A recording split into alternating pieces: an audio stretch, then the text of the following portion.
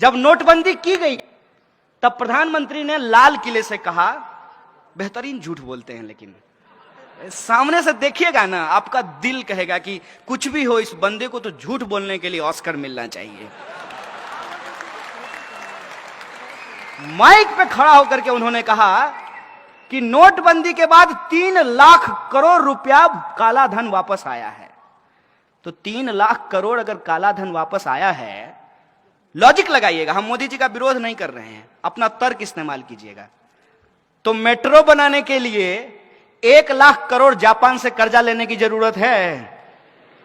सोचिए ना सर, सोचिए, समझ में आ जाएगा।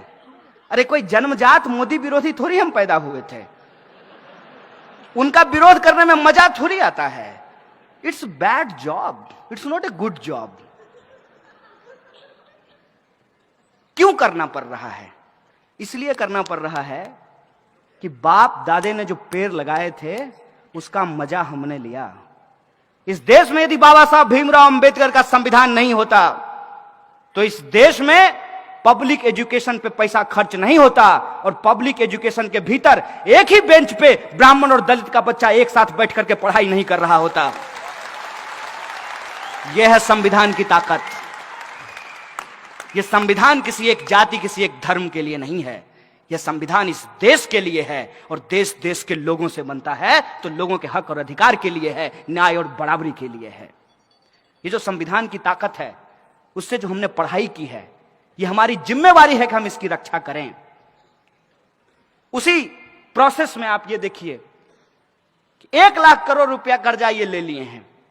नारा क्या लगा रहे हैं? Made in India. वाह गुरुजी, कहते हैं मेड इन इंडिया। नागपुर में मेट्रो बन रहा है, कंपनी का नाम पढ़े हैं? कहां की कंपनी है? चाइना की है। आप सब लोग देशद्रोही हैं। कहां की कंपनी है? अभी आप सब लोग भी चाइना बोल रहे हैं। आप जी न्यूज क्यों नहीं देखते हैं? आप लोग जी न्यूज देखा कीजिए। यह है मेक इन इंडिया। क्या इस देश की किसी कंपनी के पास इतना स्किल नहीं था क्या? क्योंकि एक नारा है ना, स्किल इंडिया।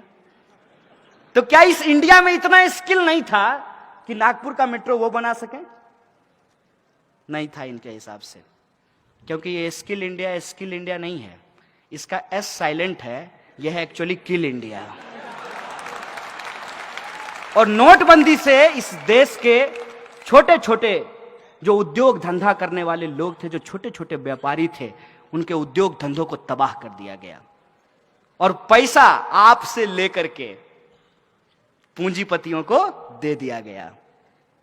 और जब आरबीआई ने कहा कि इससे ज्यादा नहीं कर सकते भाई, सितार के तार को इतना ही खींचिए जितना में सुर भी निकले, ऐसा ना हो कि टूट जाए। उर्जित पटेल कहा ओके बाय बाय। यह है इस देश के इंस्टीट्यूशन की हालत। एक एक इंस्टीट्यूट को आप उठा करके देख लीजिए। आप चुनाव आयोग को देख लीजिए, आप सीबीआई को देख लीजिए, आप आरबीआई को देख लीजिए, और आप पब्लिक सेक्टर यूनिट जो है उसकी स्थिति देख लीजिए। हर पब्लिक सेक्टर यूनिट को कहा गया कि आपको शौचालय बनवाने हैं, लेकिन शौचालय बनाएगा कौन? आरएसएस के 600 संगठन हैं, 600, और किसी को ठेका नहीं देना है।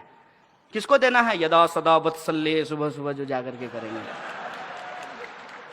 उसको ही ठेका देना है। और वो क्या किया? वो सुबह में बाथरूम बनाया, शाम में लेकर के घर गया।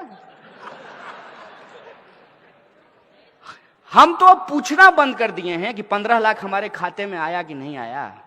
हम तो सिर्फ ये सरकार से जानना चाहते हैं कि जो बाथरूम आपने बनवाया उसमें पानी आता है कि नहीं आता है। जब लोगों को जोर से आ जाए तो पानी मिलेगा कि नहीं मिलेगा। हम तो ये पूछना चाहते हैं। किसी चीज का कोई हिसाब नहीं है।